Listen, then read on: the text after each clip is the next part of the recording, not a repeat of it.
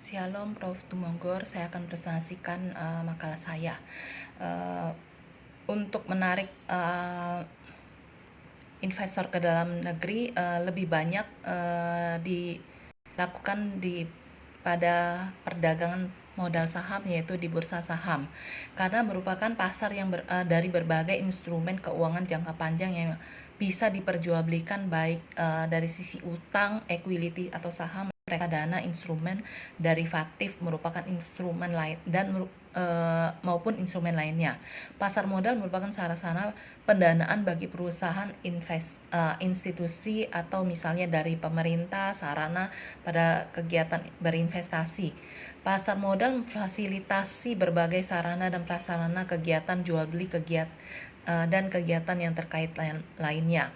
Infrastruktur keuangan yang diperdagangkan di pasar modal merupakan infrastruktur jangka panjang, jangka waktu lebih dari 1 tahun, seperti saham, obligasi, waranti, RAIC, dan reksadana. Dari berbagai instrumen derivatif tersebut, yaitu option, future, dan lain-lain.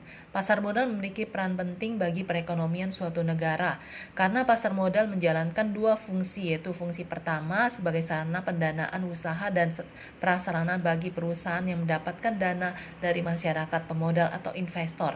Dana yang diperoleh dari pasar modal dapat digunakan untuk mengembangkan usaha, ekspansi penanaman modal, dan lain-lain. Kedua, pasar modal merupakan sarana bagi masyarakat untuk berinvestasi pada instrumen keuangan, reksadana, dan lain-lain. Demikian masyarakat dapat menempatkan dana yang demikian sesuai dengan karakterisasi keuangan dan resiko masing-masing instrumen. Beberapa emiten di bursa saham terkadang melakukan pembelian kembali saham tersebut. Keuntungannya adalah saham yang dilakukan buyback adalah saham gratis untuk investor yang berperan sebagai karyawan. Buyback meningkatkan harga saham. Buyback mampu meredam kepanikan di pasar.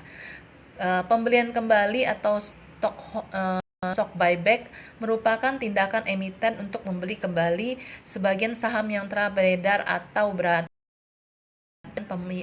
pemegang saham publik. Dalam kondisi publik, normal pembelian kembali saham yang dilakukan oleh emiten atau perusahaan publik diwajibkan untuk memperoleh persetujuan LPS terlebih dahulu. Namun kondisi pasar berpotensi kritis, hanya diwajibkan untuk melakukan disclosure.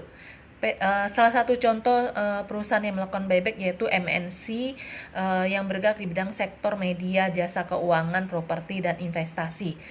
Dan contoh lainnya adalah PT Tower Bersama Infrastruktur, bergerak di bidang infrastruktur.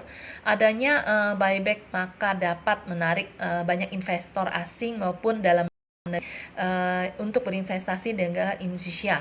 Dan dengan peredaran di bursa saham ini dapat meningkatkan pembangunan di bidang ekonomi dan sebagainya di negara kita ini. Terima kasih.